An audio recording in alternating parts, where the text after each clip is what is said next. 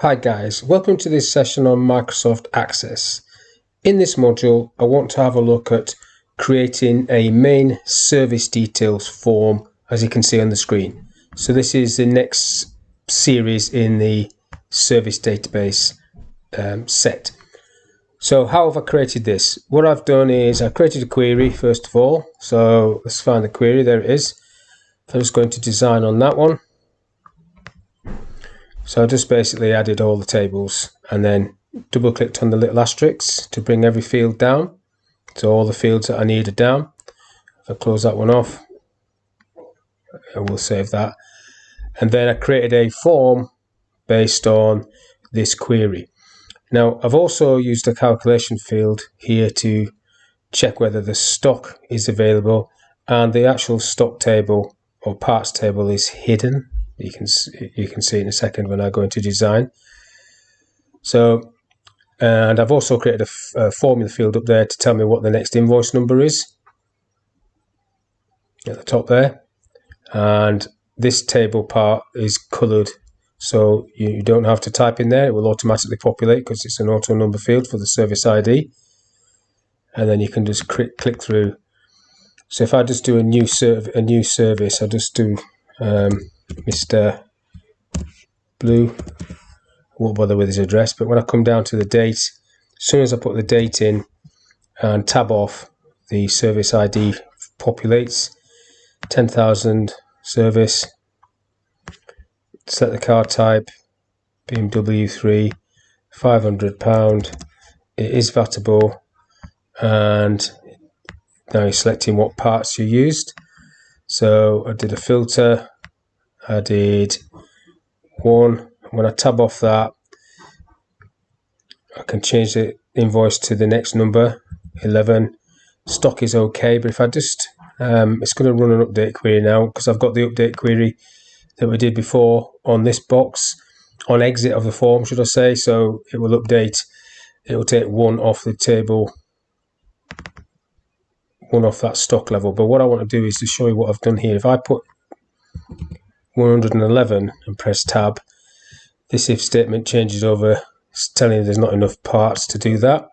I don't want to run the update query, so I'll just backspace that. So that's what I want to look at in this particular section, how to create this form and how to do these two calculation fields. And I'm also going to do a calculation field in this table, which I'll do first off. So let's just close this form down. Don't want to run that update query. So in the table parts, what I've got there is 4 columns, but I want a calculated field here called stock, not TOC, stock status calculated. So basically I want this to say if the parts are less than, I need to do this one, IIF quantity is less than or equal to 5, say. If that's true, I want it to say reorder stock.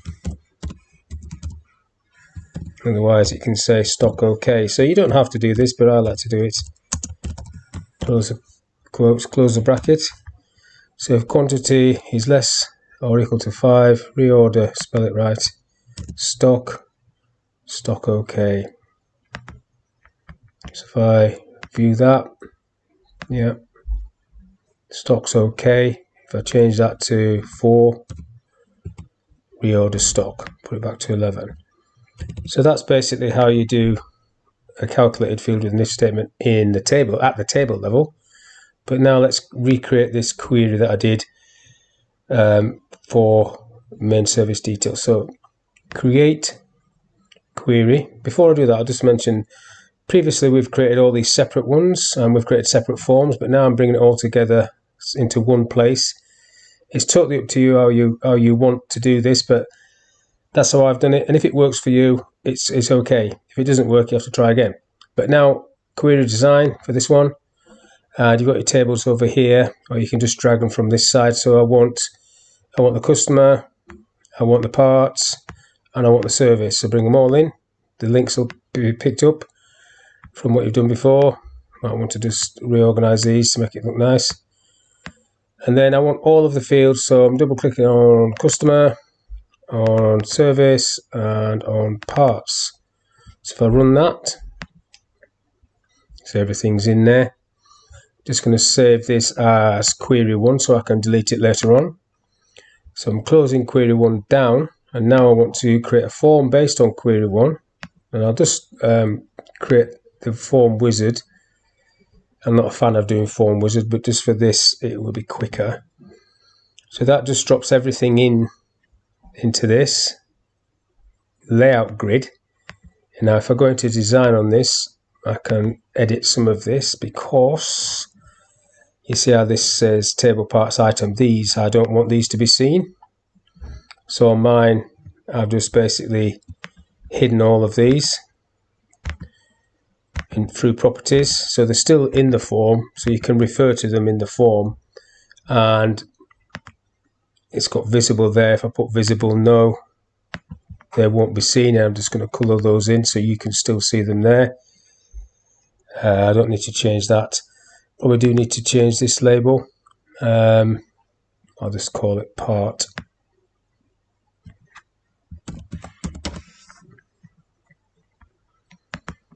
Just check there's any double names there. Everything else looks okay. So let's have a quick look at that. In fact, before I save it, let's have a quick look. So you can see that's now not visible. I think part ID, part number, part ID should be not visible either. I should have selected that.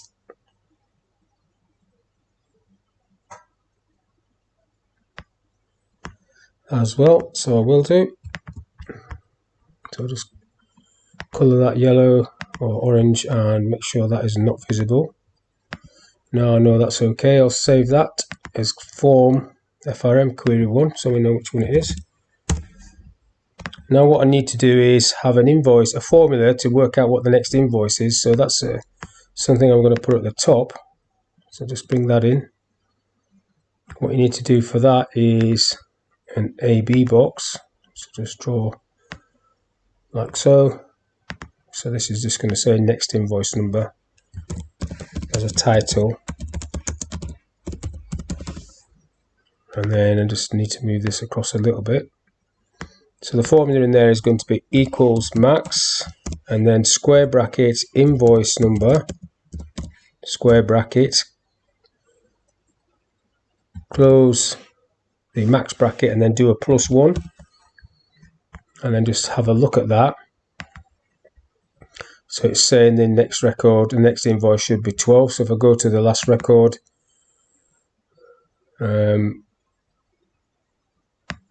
10. In fact, if I go to the service table, yeah, 11 is the last number, so that's okay, that's correct. They're not sorted, that's why it's done that. So that bit works, and then you can, if you wanted to, you can just make that box a lot smaller than it is.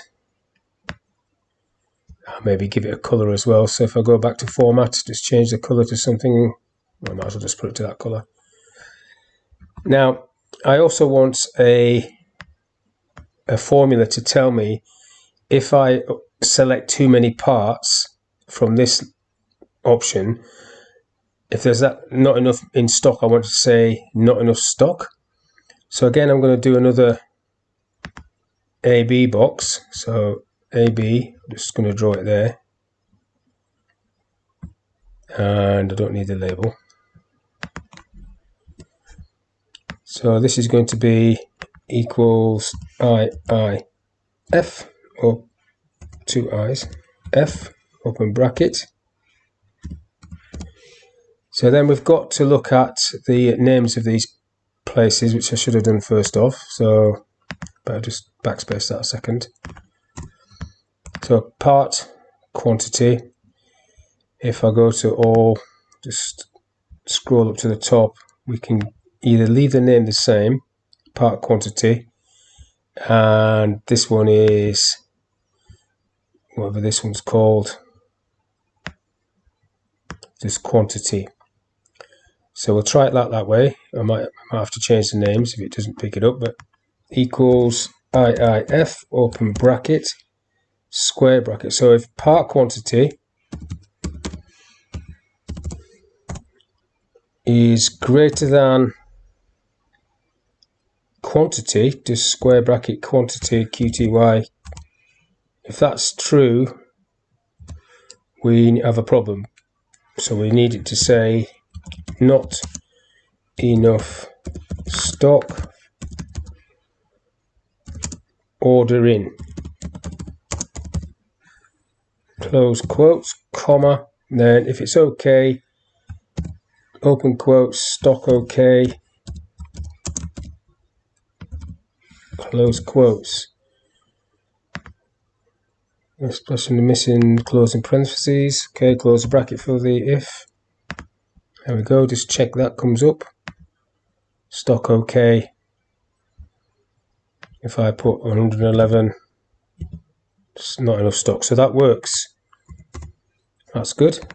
Now we need to go and tidy that box up, and the whole form needs tidying up, to be honest.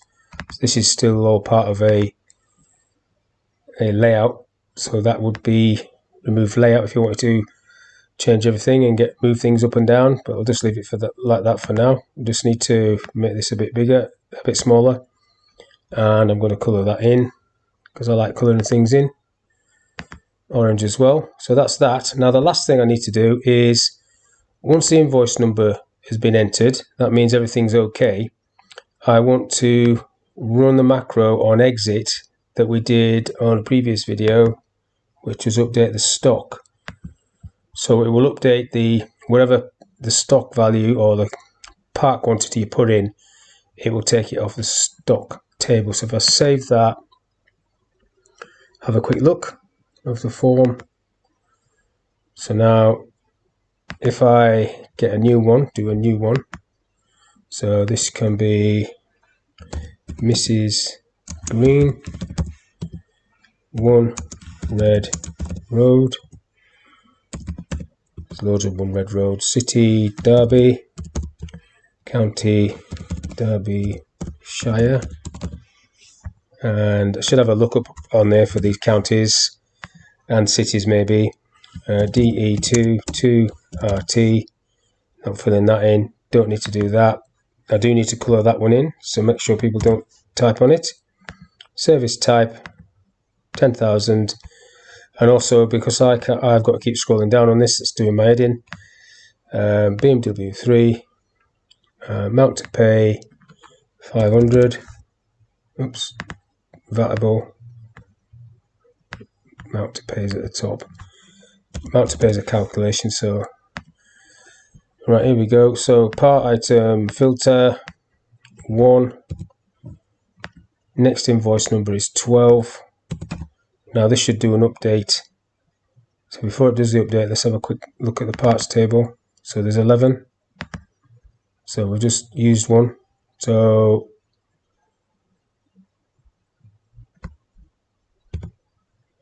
you're about to run an update, yes. And it doesn't like forms. Okay, the update query is looking at the old one. So that's a cock up. We'll have to change that to look at this. Stop all macros to look at this form. But the update query will work. I'm not going to redo it, but I'll just show you it so you can see it. This stock update design. It's looking at the form that I already did. I'm not doing the whole thing again, but so this is why it's not working. So it's looking at that form. So ours would have to look at this form query 1, but that is the actual how the query would sit, which I did in a previous video. So if you've watched them, you should know that. Anyhow, the whole thing worked. It did run the query. It just wasn't the right query.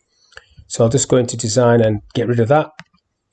Don't want to do that one because it's not the right one. And also I need to colour in service ID because that is not to be filled in. That's automatically going to populate. So there we go. save, have a look. So that's the end of this session. Hopefully you enjoyed that, and next one we'll look at creating some more macros, some more formulas, and a navigational form to start navigating around all these queries and tables and forms and reports. So thank you for your time. I'll see you on the next one.